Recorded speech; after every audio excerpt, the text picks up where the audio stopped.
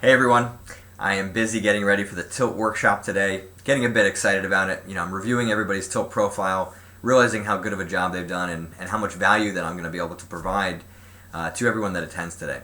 But I also realize that this is the first time that I've ever done anything like this. So there may be many of you out there who just don't really understand kind of the value that I'm going to be providing today. So to make things a bit clearer, I'm going to review Jonathan Little's tilt profile and give you a sense of exactly what we're going to be accomplishing today. So if we just look first at the tilt profile as a whole, for those who haven't seen it before, basically there's a section up at the top that kind of summarizes the main pieces of your tilt, right? The main causes, signs of your tilt, and then your injecting logic statement, which is really kind of your tool to control tilt while you play.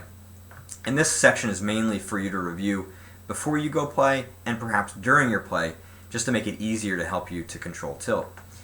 The bottom section is really where you're kind of trying to organize and brainstorm your understanding of your tilt as a whole. So what you'll see here are the causes of tilt, the history of tilt, the signs of tilt, and the technical changes. Now, if we look at Jonathan's tilt profile here, first we look at the causes, and he's got four main causes: mistakes, dealing with aggression, blinding out deep in a tournament due to overly poor cards, and being angry at myself for not being totally focused at the table. But if we compare that to what he mentions at the top, there are only two that he mentions, which is the realizing that he made a mistake and dealing with aggression. So that tells me that these bottom two issues are kind of secondary. It's always important to be prioritizing. So many people, when they're talking about dealing with tilt control and eliminating their tilt problem, they end up focusing on too many different problems at once. They've got hate losing tilt, some revenge tilt, maybe even some mistake tilt, and they try to do all of them at once. It's really important to focus in on the type of tilt that is the most important for you, because once you start making progress with that, it becomes easier to make progress with the other types of tilt. And if you try to do too much at once, it can be problematic. So if we look now at Jonathan's signs of tilt, now the signs of tilt are critical, because the only way you can have control while you're actually playing poker of your tilt is to recognize the signs of it. Because otherwise, you'll end up blowing out of a tournament or losing a bunch of stacks in a cash game, and then only at that point, if you realize you tilted, well, you've lost your opportunity to control it. Control after the fact doesn't really count. You have to be able to spot the signs of tilt while you're playing, and then that gives you the opportunity for control. And so I think Jonathan's done a good job here of recognizing a couple very subtle signs, right? Mucking cards a bit too aggressively. I mean, that takes some awareness to recognize the difference in how you're actually mucking your hand. Generally getting in a bad mood would be a secondary sign of that.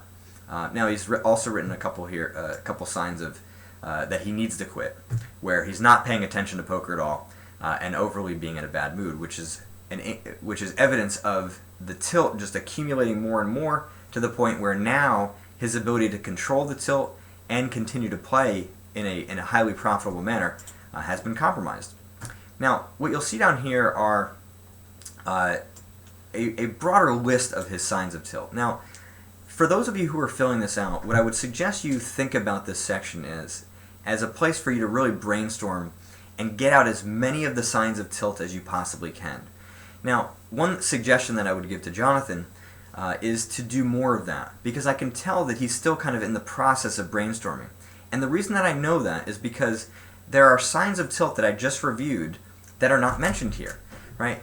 If we look at the mucking cards a bit too aggressively, well, where is that here, right? It's not here. So that tells me that there's a bit more kind of brainstorming and research that needs to go on in order to gain more of those signs of tilt. And again, the reason they're so important is because the clearer, the more aware, the more you recognize that you are tilting, or more importantly, that you're about to tilt, the easier it is to control. Now, this history of tilt section is kind of more for me, but certainly those of you who are trying to analyze your tilt, and today you're going to be able to kind of get a sense of my thought process as I'm breaking down many different types of people's tilt problem, and so you're going to sort of get an idea of kind of what I'm looking at, and that will help you to break down your own tilt.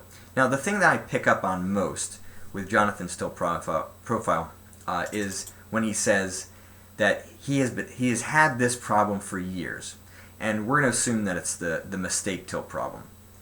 Now, having mistake tilt for years for a player of Jonathan's level is something that is incredibly common. I've worked with over 450 poker players from around the world, some of the best players in the world, and this is a very common issue. And the way that Jonathan has tackled this issue is actually very common as well. And so here's what I know. If this problem has gone on for years, he's not an idiot, right? He's a smart guy. He's motivated. I know that he's done work on his mental game, given all the organization that's been provided here. People that don't do any work on their mental game, when they provide details to me like this, they're much fewer in number, and they're not quite as specific or subtle, right? Some of the signs I mentioned. So the fact that this has gone on for years, the fact that he has done some good work on this, means that his injecting logic statements are good, they're adequate, they're providing some control, but what they're not doing is actually getting to the root of his problem. Right? They're not getting to the meat of what's actually going to solve this, because ultimately, to eliminate tilt, you have to understand the cause of tilt at a deep level. Now, Jonathan's injecting logic statements are this.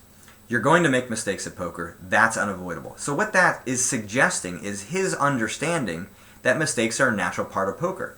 But what I suspect, and we're going to talk more about this with Jonathan tonight, what I suspect is that he either has a wish that he might not make these mistakes, he has some expectations of perfection, so that even though he might rationally understand that mistakes are inevitable, there's a part of him deep inside that wishes he could be perfect, wishes he doesn't have to make mistakes, or is expecting himself not to make mistakes. Somewhere in that we're going to find it, and we're going to understand more about what his tilt profile, what his tilt problem is at a deep level, and try to solve it. So that's an idea or an example of what we're going to be doing today.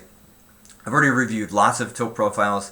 I'm well prepared for what's going to happen tonight, and I'm excited about the kind of feedback that I can provide, very much like what I did with Jonathan, for you. So if you're interested, please click on the link below this video, sign up for the workshop today, and I look forward to reviewing your tilt profile and helping many of you tonight.